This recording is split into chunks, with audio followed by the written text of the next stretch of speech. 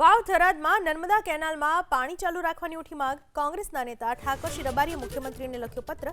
નર્મદાની કેનાલમાં 30મી એપ્રિલ સુધી પાણી ચાલુ રાખવાની રજૂઆત કરાઈ।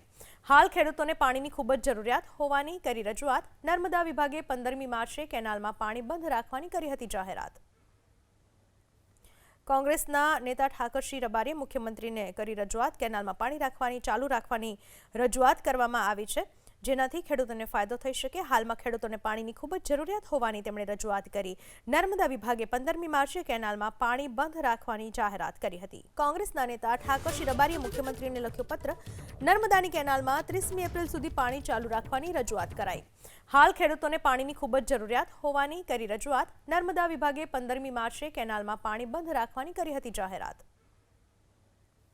કોંગ્રેસના નેતા ઠાકરસિંહ રબારીએ મુખ્યમંત્રીને કરી રજૂઆત। કેનાલમાં પાણી ચાલુ રાખવાની રજૂઆત કરવામાં આવી છે, જેનાથી ખેડૂતોને ફાયદો થઈ શકે। હાલમાં ખેડૂતોને પાણીની ખૂબ જ જરૂરિયાત હોવાની તેમણે રજૂઆત કરી।